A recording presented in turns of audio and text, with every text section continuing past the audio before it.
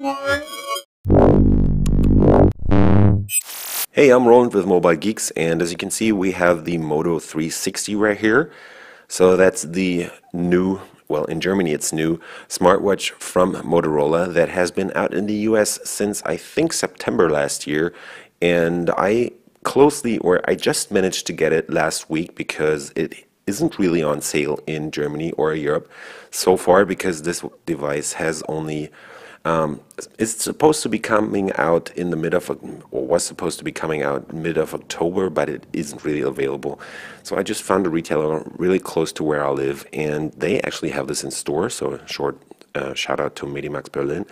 They actually have this in store. I paid €249, which is quite a lot for a device like this, but I think it is pretty much worth it. Well, the price could go down, but this is a round smartwatch. Remember, it's gorgeous actually. Compared to the other devices with the square-shaped screens, it's definitely more my kind of style.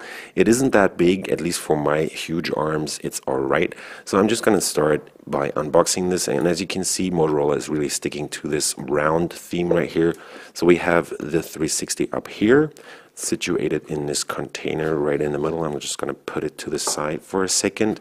Take out this part, move that over here, and let's go deeper down into the box. So we have a bunch of warranty information and a quick starter guide, I would guess.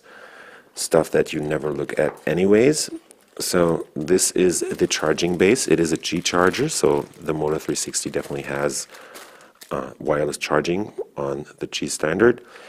What's good about it is you can leave the wristband coupled up and just put it in there, and it will light up and show you the time in a horizontal format. And yeah, that's pretty much it. On the back we have a micro USB port, so you can plug this into the charger that is also in the box. It is a basic Euro plug charger on this one that only puts out 0.5 amps, so it's not going to be the fastest charging charger, and it is also a fixed cable on here, but you can use any other micro USB charger that you have close to you.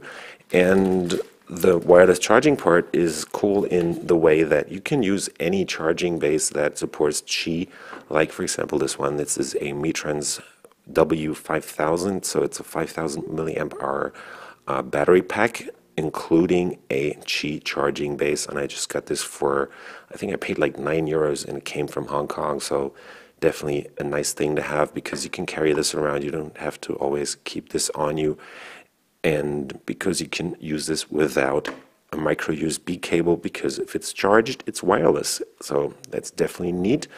Just a quick ad right there. No, I'm not paid for this.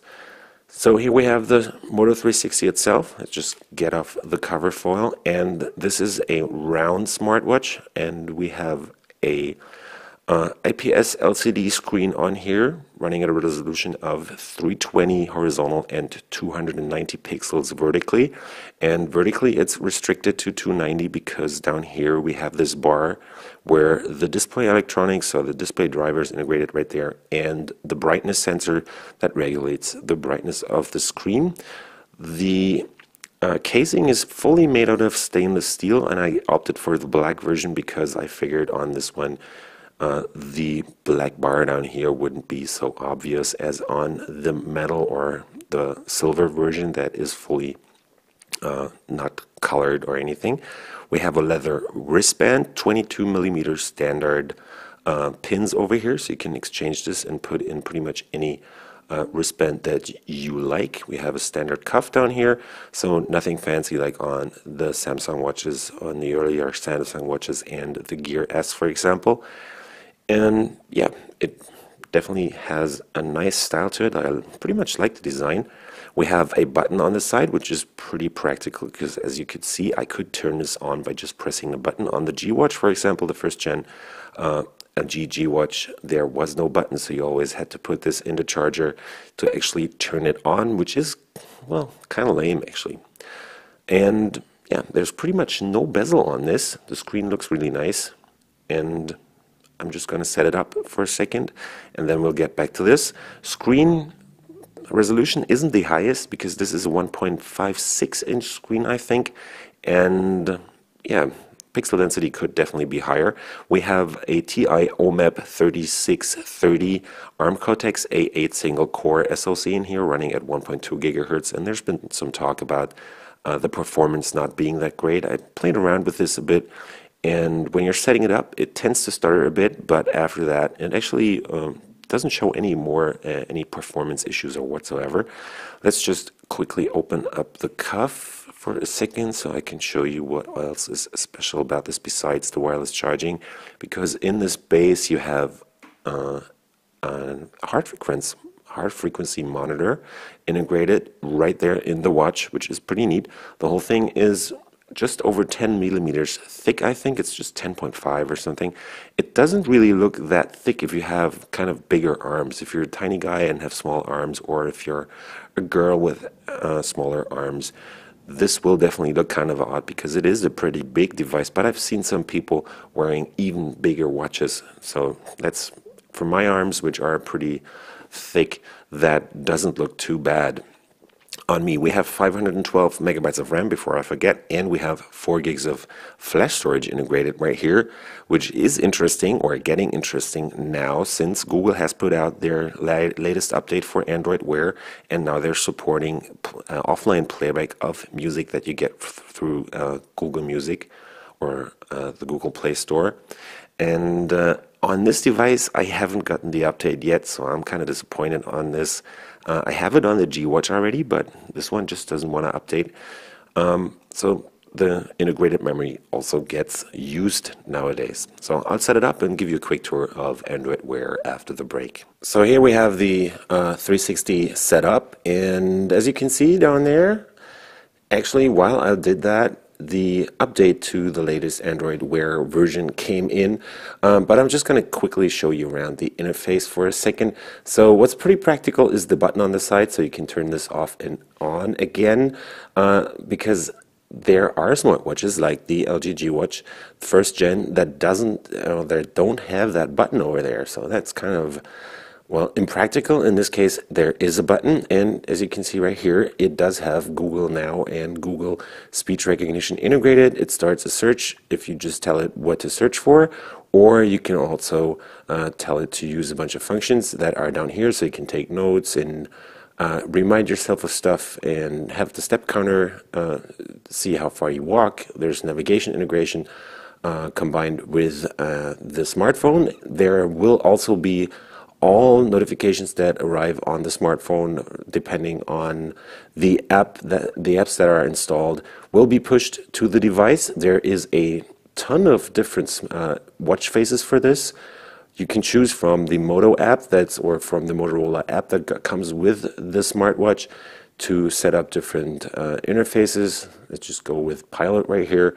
And yeah, the basic usage is as on all the other smartwatches running Android Wear. Pretty simple. You're working with these cards, and if you don't want to use them or don't want to see them, just swipe them away, and yeah, that's pretty much it. What's pretty neat about it is that you can have the heart rate monitor measure your heart rate. So let's just do this for a second. Let me just try and find it. Did I just scroll past it? Yes, I guess. Let me see, where is that at? There's the heart frequency, and this will actually use the heart frequency monitor that is integrated on the back of the device to measure your heart rate, and right now I'm at 69 BPM, going up, I guess. And what this app actually shows pretty well is that Motorola has started to refine the interface of Android Wear in this case, because as you scroll through the heart rate monitor app, you can see that the cards have actually been rounded, and depending on what app developers do, the interfaces will actually adapt to the smartwatch that you're using.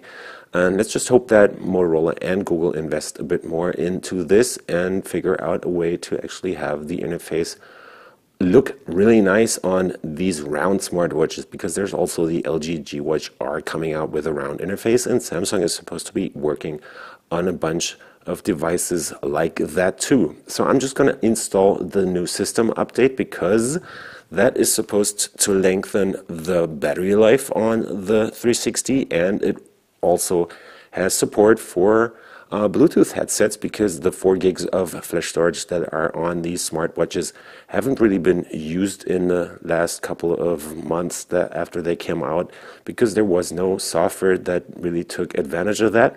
But this is changing right now, and yeah, we'll see about that later on, because you can now listen to your music while you're not connected to the smartphone, depending on if you are downloading the stuff through Google Music, I think, or Google Play Music in this case. So I was rolling with Mobile Geeks, checking out the Moto 360, and I'm so looking forward to installing this update that I'm going to cut you off right now and just going to tell you that you have to follow our channel if you like what we do on this YouTube channel. Visit our websites at mobilegeeks.com and mobilegeeks.de and give us a thumbs up. Follow us on Twitter, Facebook, and Google+, and we will see you later. Bye. What?